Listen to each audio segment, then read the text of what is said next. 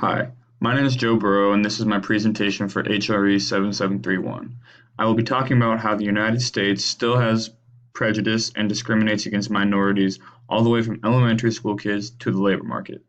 I will also talk about how our legal system has a history of implicit bias and how this is shown through sentencing and discipline. Many people throughout the United States do not believe that these discriminatory practices are still going on. However, this is not the case, and we can see it through many different studies. According to Webster's dictionary, prejudice is defined as a preconceived opinion that is not based on reason or actual experience. Implicit bias refers to the attitudes or stereotypes that affect our understanding, actions, and decisions in an unconscious manner, and discrimination is defined as the unjust or prejudicial treatment of different categories of people or things, especially on the grounds of race, age, or sex. All of these things are still being practiced in things such as the hiring market, whether implicitly or explicitly. A study conducted by the Poverty Action Lab set out to determine if race was one of the deciding factors in the hiring process. They set out to do this by sending out 5,000 different resumes for 1,300 different jobs in Boston and Chicago, with some using African American sounding names like Jamal Jones or Lakeisha Washington, and others using white-sounding names like Emily Walsh or Brendan Baker. These different names were chosen based on surveys of people in the Chicago and Boston areas. The resumes also varied by quality, with some having very high quality and some having very low quality for each different name. What the study found was that race did play an important factor in the decision-making process. Resumes with white-sounding names received 50% more callbacks than the resumes with the black-sounding names. The region did make a difference in the results, however. For example, the resumes that were sent to downtown Chicago jobs were subject to less discrimination than the resumes that were sent to Boston. The labor market is not the only place where we see these kinds of results. Another study was conducted using data from the Louisiana Department of Education. They found data that black students are suspended at much higher rates than their white peers. This is not what was found to be controversial because there could be many different factors that go into suspensions, such as severity of the incident. To determine if there is any implicit bias in the disparities, the study looked specifically at interracial fights. They did this to look at the suspension lengths for each student involved. They found that black students were punished longer than white students for these interracial fights. The difference is about one additional day of suspension for every 20 interracial fights. One might say this number is not big enough to make a determination. However, they found this number was consistent in all models that they tested. We also find these kinds of disparities in the prison system.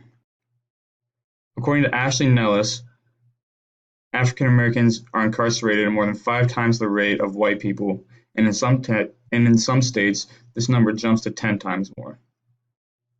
In 11 states, at least 1 in 20 adult black males are in prison, and in some states, it is 1 in 15. In Alabama, Delaware, Georgia, Illinois, Louisiana, Maryland, Michigan, Mississippi, New Jersey, North Carolina, and South Carolina, as well as Virginia, more than half of their state prison populations is black, with Maryland having the highest rate of 72% being black.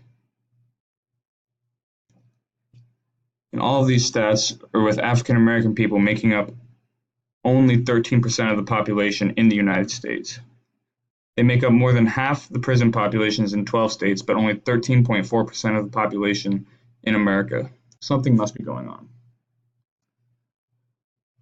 One thing that I find especially interesting is the sentencing disparity. This is when a minority is sentenced to a longer time in prison than a white person when they both committed the same crime.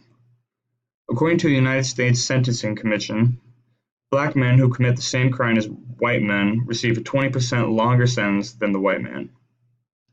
This is a stat from a commission that was formed by the government and is part of the judicial branch, so we know this is coming from a reputable source.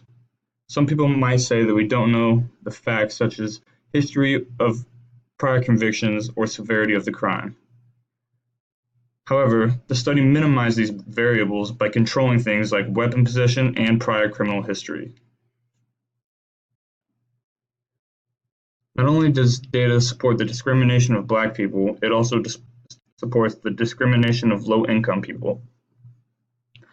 A study conducted by the Prison Policy Initiative showed that in 2014, the median income of incarcerated people prior to their incarceration was about 41% less than non-incarcerated people of the same age.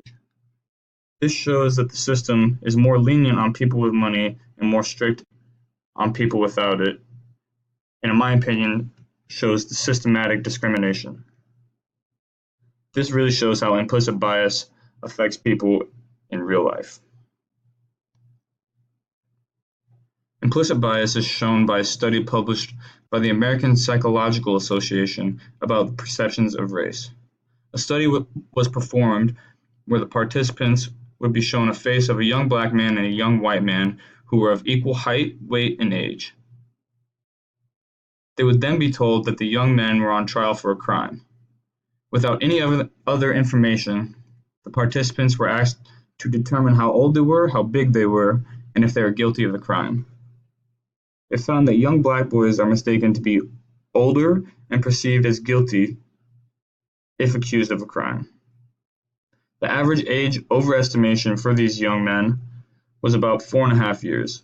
In a similar study in 2017, Black men were perceived to be larger and more threatening than white men as well.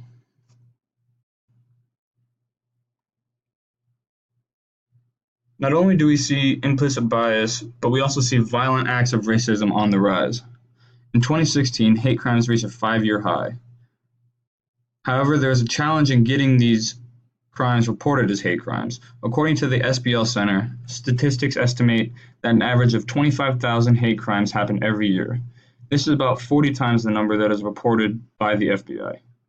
Most recent statistics show that between October and December of 2016, there was a 25.9% increase in hate crimes from the same period the year before. The reason it is so difficult to get a crime reported as a hate crime is because how hard it is to prove. According to Title 18, Part 1, Chapter 13, Section 249 of the U.S.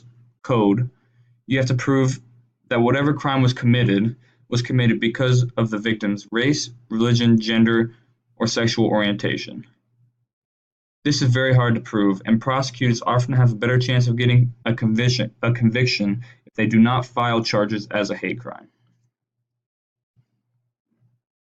This graph by the FBI hate crime statistics shows that most of these hate crimes are being committed against Muslim and Jewish people, and we can see these crimes steadily rising from 2014 to 2016.